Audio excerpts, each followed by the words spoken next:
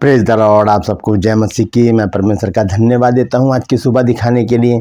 एक और दिन परमेश्वर ने हम सबके जीवन में जोड़ दिया। हम परमेश्वर को कोटि कोटि धन्यवाद दें। एक नया संदेश लेकर मैं पास्टर राज मसीह आपके सम्मुख उपस्थित हूँ और आपने देखना शुरू किया है मेरा यूट्यूब चैनल जिसका नाम है brother Raj Masih.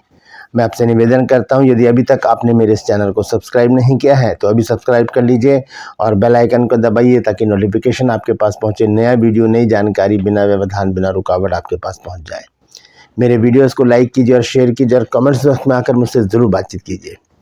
Praise the Lord. और यदि आप हमारे बाइबल स्कूल से 1 साल का कॉरेस्पॉन्डेंस कोर्स करना चाहते हैं, पत्राचार कोर्स करना चाहते हैं, तो इस नंबर पर मुझे व्हाट्सअप मैसेज कीजिए और लिखिए कि मुझे बीबीएस कोर्स करना है। आपको पूरी जानकारी उसी समय दी जाएगी। मैं आपसे निवेदन करता हूं कि कॉल मत कीजिएगा, क्योंकि कॉल पर पूरी जानकारी आपको नहीं मिल पाएगी। आप व्हाट्सअप मैसेज करें या एसएमएस करें, पूरी जानकारी आपको उसी समय मिल जाएगी। Praise the Lord. और 2+ में आज का सवाल है, आपको बताना है कि प्रभु यीशु मसीह ने किन 2 भाइयों को गर्जन के पुत्र कहा था। नया नियम सही होगा क्योंकि यीशु मसीह का जिक्र है इसमें। तो अगर जानते हैं तो कमेंट्स में लिख दीजिए, नहीं तो डिस्क्रिप्शन में आपके सवाल का जवाब मिल जाएगा। और आज मैं आपसे एक निवेदन करने जा रहा हूं, क्योंकि हमें एक ज़मीन मिल गई है जिसका जो खर्चा है ज़मीन का, जो हमने हॉस्पिटल के लिए या बाइबल कॉलेज के लिए जो हम लेना चाहते हैं दिल्ली के आसपास एनसीआर में, उसका जो खर्चा है सिर्फ ज़मीन का, वो लगभग 60 लाख के करीब है। तो बहुत से लोगों ने कहा है कि वो इस काम में हमारी मदद करेंगे। यदि परमेश्वर आपके मन में कुछ डालता है तो ज़रूर इस नेक काम में हाथ बटाएं, क्योंकि परमेश्वर कभी किसी का कर्ज नहीं रखता। क्योंकि आपका 1 रुपया भी हमारे लिए 1 करोड़ के बराबर है और परमेश्वर उसका प्रतिफल आपको 100 गुना लौटा कर देगा। Praise the Lord. इसी तरह से आज का संदेश भी है प्रतिफल के बारे में। 4 काम ऐसे हैं जो हम अगर करते हैं उनको, तो परमेश्वर उसका प्रतिफल हमको 100% देगा ही देगा। क्योंकि ये वचन में लिखी हुई बातें हैं, चारों बातें। ज़्यादा हो सकती है लेकिन मैंने 4 बातें ही चुनी हैं। अगर आपको मिलती है कोई बात तो कमेंट्स में ज़रूर लिख दीजिए कि इस काम को करने से भी परमेश्वर प्रतिफल हमको देता है। Praise the Lord. एक छोटी सी प्रार्थना करते हैं, उसके बाद में आज के वचन में चलेंगे। प्रभु जी, मैं धन्यवाद देता हूँ आज की सुबह दिखाने के लिए और विनती करता हूँ प्रभु जी, आज के वचन को भी शेयर करने मेरी मदद सहायता कर। मेरे होठों को, मेरे दिल दिमाग को छूकर ब्लेस कर। मेरी आत्मा, मेरा शरीर तेरे ही कब्जे में रहे, ताकि बोलने वाला मनुष्य नहीं बल्कि तेरा आत्मा हो। जो भी गुण भेद की बातें आज के इस वचन में छिपी हैं वो हम पे प्रकट करना, ताकि प्रभु जी हम उन बातों को जानें और उन्हीं के अनुसार अपने जीवनों को व्यतीत करने वाले बन सकें। जितने भी लोग इस वचन को देख रहे हैं, सुन रहे हैं, सब पर मैं तेरी आशीष बोलता हूँ। हर एक को आशीषित कर, हर एक की रोग बीमारी चिंता परेशानी को अपने सामर्थ्य नाम के द्वारा दूर कर दे। यीशु नासरी के नाम से मांगते हैं, आमीन। और मैं आपसे निवेदन करता हूं कि अपने प्रेयर रिक्वेस्ट ज़रूर भेजिए, क्योंकि हम रेगुलर प्रार्थना कर रहे हैं आप सभी के लिए। जितने भी रिक्वेस्ट हमारे पास आते हैं, और गुजारिश करता हूं कि अपने गवाहियाँ ज़रूर लिखिए जब आपके जीवन में काम हो जाता है। और जैसे कि हमारा प्रेरणा फाउंडेशन है, उसके तहत हम गरीब बच्चों में जो काम कर रहे हैं, तो हमारे पास बहुत से लोगों ने कपड़े और स्टेशनरी का सामान भेजा है। तो मेरी आंखों का सर्जरी थी, इसलिए इस काम में थोड़ा डिले हो गया है। अब अगले हफ्ते हम लोग जाकर उन बच्चों को वो सारे कपड़े और स्टेशनरी हम बांटेंगे। तो उसका वीडियो मैं ज़रूर अपने इस चैनल पर आपको दिखाऊंगा। और यदि अभी भी आपके मन में परमेश्वर कुछ डालता है तो आप मुझे इसी नंबर पर, जो मैंने नंबर यहाँ पर दिया है, इसी नंबर पर व्हाट्सअप मैसेज कीजिए और लिखिए कि हम आपके प्रेरणा फाउंडेशन से जुड़ना चाहते हैं। जो कुछ भी आप भेजना चाहते हैं उसका एड्रेस आपको दिया जाएगा और आप उससे पार्सल हमें कर सकते हैं। हमने पैसा नहीं चाहिए उनके लिए, सिर्फ कपड़े, स्टेशनरी वगैरह जो कुछ भी आपके मन में परमेश्वर डालता है वो आप ज़रूर दीजिए।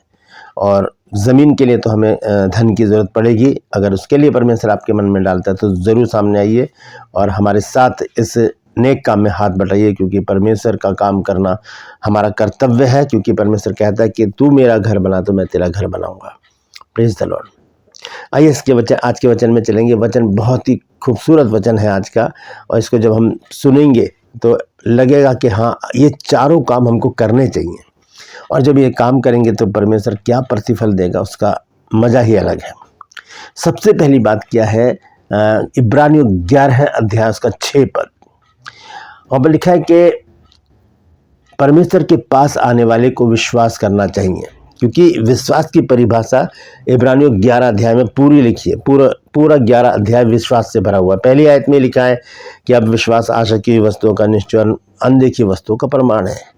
6 आयत में आकर जो है संत पौलुस लिखते हैं कि विश्वास बिना परमेश्वर को प्रसन्न करना अनहोना है, क्योंकि परमेश्वर के पास आने वाले को विश्वास करना चाहिए कि वो है कौन? परमेश्वर है, और अपने खोजने वालों को प्रतिफल देता है। ये पहली बात, ये पहला पॉइंट है जो मैंने आपको बताया कि खोजने वाले, जो खोजते हैं परमेश्वर को, जिनको धुन है परमेश्वर को ढूंढने की, जो संसारिक बातों से अलग होकर, शैतानी बातों से अलग होकर, पाप को दरकिनार करके जब उस दौड़ में धीरज से दौड़ते हैं, तब हम परमेश्वर की खोज में लगते हैं। क्योंकि 12 अध्याय में जब हम पढ़ते हैं इब्रानियों 12 की पहले आयत में, तो लिखा है कि इसलिए हर एक रोकने वाली वस्तु और उलझाने वाले पाप को दूर करके उस दौड़ में जिसमें हमें दौड़ना, धीरज से दौड़ें। हम कौन सी दौड़ में दौड़ रहे हैं? हमारा टारगेट क्या है? हमारा टारगेट तो अनंत जीवन है, और उसके लिए हमें परमेश्वर की जरूरत है। तो लिखा है कि परमेश्वर के पास आने वाले को विश्वास करना चाहिए कि वो है, पक्का है। बहुत से लोग इस बात को इग्नोर करते हैं, क्योंकि बाइबल हमें बताती है भजन संहिता 14 के पहले पद में कि मूढ़ ने अपने मन में कहा कि कोई परमेश्वर है ही नहीं। लेकिन जब हम विश्वासी बन जाते हैं तो हमारा विश्वास है कि हाँ, एक परमेश्वर है, एक शख्सियत है जिसने सारी सृष्टि की रचना की है, जिसने मुझे बनाया, आपको बनाया, वो परमेश्वर है। और जब ये विश्वास हमारे अंदर आ जाएगा, उसका प्रतिफल परमेश्वर हमको पक्का देगा। 100% परमेश्वर उस बात का प्रतिफल, उस विश्वास का प्रतिफल हमको ज़रूर देगा। और वो प्रतिफल क्या है, वो परमेश्वर खुद जानता है। वो हमें क्या प्रतिफल देना चाहता है? मुझे लगता है कि वो अनंत जीवन की बात करता है। अनंत जीवन से बड़ा प्रतिफल हमारे लिए और कोई हो ही नहीं सकता। और ये बात सच भी है, जब हम विश्वास करते हैं परमेश्वर पर, तो हम अनंत जीवन की ओर आगे बढ़ते चले जाते हैं। Praise the Lord. ये पहली बात मैंने आपको बताई। दूसरी बात क्या है, हम देखते हैं मत्ती 6 अध्याय के पहले पद में वहाँ लिखा है कि सावधान रहो, तुम मनुष्यों को दिखाने के लिए अपने धर्म के काम ना करो, नहीं तो तुम अपने स्वर्गीय पिता से कुछ भी फल नहीं पाओगे। ये बहुत महत्वपूर्ण बात है। सावधान, मतलब चेतावनी दे रहे हैं प्रभु यीशु मसीह। यहाँ पर 6 की पहली आयत में लिखा है, सावधान रहो, तुम मनुष्यों को दिखाने के लिए अपने धर्म के काम ना करो, नहीं तो अपने स्वर्गीय पिता से कुछ भी फल ना पाओगे। हमने तो फलवंत होने की ज़रूरत है। यीशु मसीह ने कहा कि मैंने तुम्हें चुना है, तुमने मुझे नहीं चुना।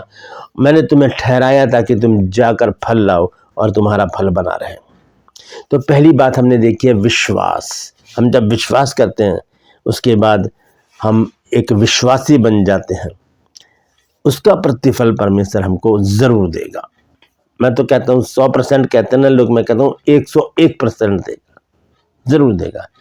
हमें विश्वास करना है कि हाँ, एक शख्सियत है, एक खुदा है, एक परमेश्वर है जो हमारी सुनता है, हमें चंगा करता है, हमें भला चंगा रखता है, हमारी सारी प्रार्थनाओं का जवाब वो ही देता है। दूसरी चीज़ हम देखेंगे, यहाँ पर मैंने रखा है, ये है मत्ती रचित सुसमाचार 6 अध्याय का 3 और 4 पद। देखिए यहाँ पर क्या लिखा है। यहाँ पर लिखा है 3 और 4 पद में, परंतु जब तू दान करे, ये दूसरा पॉइंट मैं आपको बता रहा हूँ। परंतु जब तू दान करे तो जो तेरा दाहिना हाथ करता है उसे तेरा बायां हाथ ना जानने पाए, ताकि तेरा दान गुप्त रहे, और तब तेरा पिता जो गुप्त में देखता है तुझे प्रतिफल देगा। दान जो हम करते हैं उसे गुप्त में रखना चाहिए। बहुत से लोग क्या करते हैं, दिखावे का दान करते हैं कि मैं सबसे ज़्यादा, सबसे बड़ा नोट दे रहा हूँ, और अपना कहते भी हैं लोग के अनाउंस कर देना पास्टर जी कि मैंने आपको इतना पैसा भेजा है। तो ये क्या है? ये दिखावा है। वचन कहता है कि जब तू दान करे तो तेरा जो दायां हाथ करता है वो तेरा बायां हाथ ना जानने पाए। अब ये दायां बायां का, इनमें आंखें तो है नहीं जो जानने पाना, इन हाथों में समझ है, ये तो सिर्फ स्पर्श से पता चलता है कि ये मेरा हाथ है। तो फिर यीशु मसीह क्या कहना चाहते हैं आप? दायां और बायां, ये अगर दान करे तो इसे पता ना चले। पति दान कर रहा है, पत्नी को पता ना चले। पत्नी दान कर रही है, पति को पता ना चले। बच्चे दान कर रहे हैं, माता पिता को पता ना चले। माता पिता दान करें, बच्चों को ना पता चले, किसी को ना पता चले हमने क्या दिया है। गुप्त दान, उसका प्रतिफल परमेश्वर हमें ज़रूर देगा।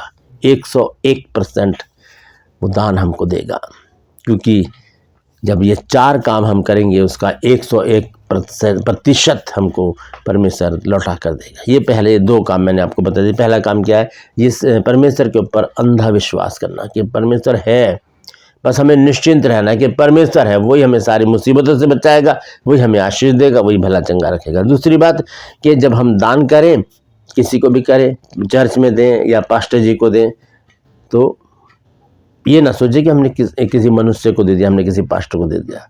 कुरनेलियुस के बारे में हम जानते हैं, कुरनेलियुस यहूदियों को बहुत दान देता था। पहले तो कम 10 अध्याय में आप पढ़ सकते हैं, वो बहुत दान देता था।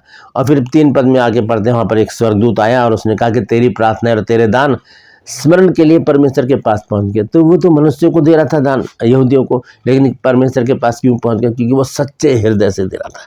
अगर आप किसी मिनिस्ट्री को दान करते हैं, अगर आप मुझे कुछ देना चाहते हैं, जैसे कि मैंने आपसे डिमांड की है, आज मैंने एक रिक्वेस्ट की है आपसे, सॉरी डिमांड नहीं, रिक्वेस्ट की है कि जो ज़मीन हमें मिली है उसको खरीदने के लिए हमें कुछ पैसे की अब ज़रूरत है, ताकि हम मिल के इस काम को करें। तो परमेश्वर क्या करता है, फिर उस दान को एक्सेप्ट करता है और वो कहाँ पहुंच जाता है? वो परमेश्वर के पास पहुंच। वो आप मुझे नहीं दे रहे, मेरी मिनिस्ट्री को नहीं दे रहे, वो आप परमेश्वर के प्रति वफादारी से करके परमेश्वर को दे रहे हैं, और उसका प्रतिफल परमेश्वर आपको ज़रूर लौटा के देगा। आप आजमा के देखिएगा, ज़रूर लौटा के देगा। दूसरी बात, तीसरी बात है, इसी में 6 आयत में हम देखेंगे। 6 आयत में क्या लिखा है? मत्ती 6 अध्याय के 6 आयत में लिखा, परंतु जब तू प्रार्थना करे तो अपनी कोठरी में जा और द्वार बंद करके अपने पिता से जो गुप्त में है प्रार्थना कर, और तब तेरा पिता जो गुप्त में देखता है तुझे प्रतिफल देगा। गुप्त में की गई प्रार्थना, बहुत से लोग क्या करते हैं, बड़े दूर दूर से भारी भारी शब्द अपने प्रार्थनाओं में रखते हैं और जोर जोर से प्रार्थना करते हैं, बहुत देर तक प्रार्थना करते हैं, लंबी प्रार्थनाएं करते हैं, तो उसका कोई प्रतिफल नहीं मिलता। बहुत से लोग क्या करते हैं, प्रार्थना करने के बाद जब हाथ मिलाते हैं या गले मिलते हैं तो कहते हैं, कान में पूछते हैं कि कैसी थी प्रार्थना मेरी। तो ऐसी प्रार्थना को परमेश्वर नहीं सुनता। गुप्त में की गई प्रार्थना, लिखा है कि कमरे में जाओ, घुटने के बल आओ, कमरा बंद कर दो और तब परमेश्वर से प्रार्थना करो। परमेश्वर जो गुप्त में है, जो हमें नहीं दिखता, वो देखता सब कुछ है, सुनता सब कुछ है, समझ को, हमारी जो सोच है उसको भी वो सुन लेता है।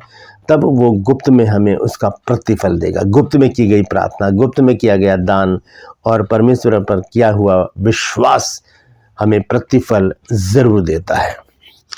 चौथी बात है उपवास। इसके विषय में हम देखेंगे 17 और 18 पद।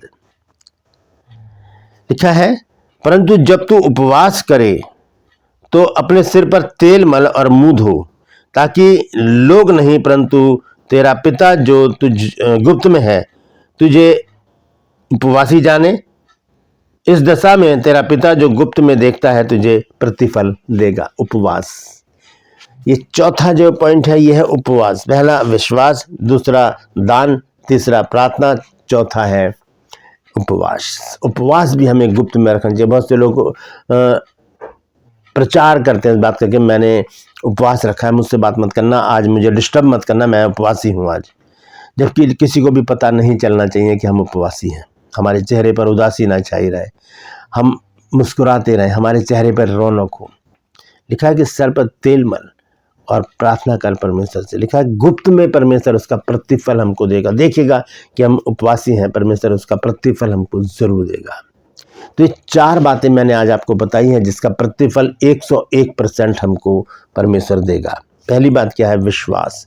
इब्रानियों 11 की 6, विश्वास करने वाले, परमेश्वर के पास आने वाले को विश्वास करना चाहिए कि वो है और अपने खोजने वालों को प्रतिफल देता है। फिर दान करने वाला गुप्त में दान करेगा, अपना प्रतिफल पाएगा। प्रार्थना करने वाला गुप्त में प्रार्थना करेगा, अपना प्रतिफल पाएगा। देखिए, प्रार्थना के भी 3 हिस्से हैं। एक होती है निजी प्रार्थना, एक होती है सामूहिक पारिवारिक प्रार्थना, एक होती है सामूहिक प्रार्थना।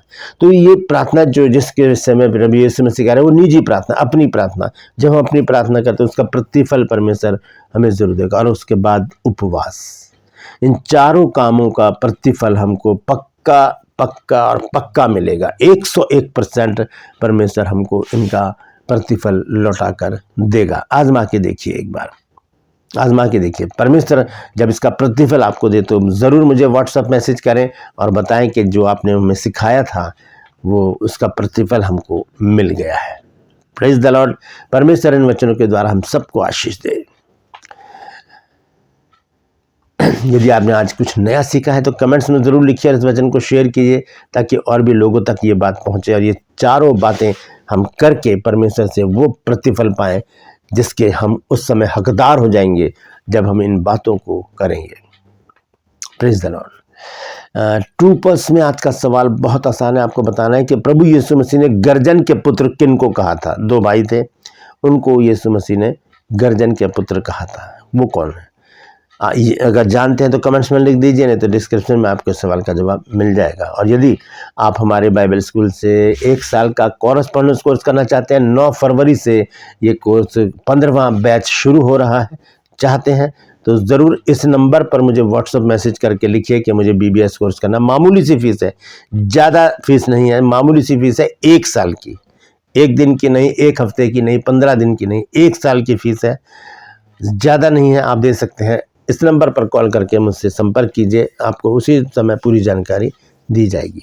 मैं आपसे एक बार फिर से गुजारिश करता हूं कि ज़मीन के लिए हमें धन जुटाने की ज़रूरत है। हमें ज़मीन मिल गई है, हम मिलकर अगर प्रभु के इस काम को करेंगे तो सक्सेस होंगे और परमेश्वर हमारी बड़ाई करेगा कि हम एकजुट होकर परमेश्वर को काम को कर रहे हैं। यदि आपके मन में परमेश्वर कुछ डालता है तो यही मेरा व्हाट्सअप गूगल पे नंबर है, आप इसमें ज़रूर डाल सकते हैं और मैं डिस्क्रिप्शन में QR कोड भी डाल दूंगा। आप उसमें ज़रूर अपना दान डालें, अपना पार्टिसिपेट करें ताकि हम जल्दी से जल्दी इस काम को शुरू करें और परमेश्वर की महिमा करें। Praise the Lord. आज के लिए बस इतना ही। फिर मिलूंगा एक नए संदेश के साथ, एक नया वीडियो लेकर। तब तक के लिए मुझे इजाज़त दीजिए, लेकिन अपना और अपनों का ख्याल रखिए और ध्यान रखिए कि ये चारों बातें जो हम करते हैं उसका प्रतिफल हमको 101% परमेश्वर लौटा के देगा। Praise the Lord. परमेश्वर आप सबको आशीष दे।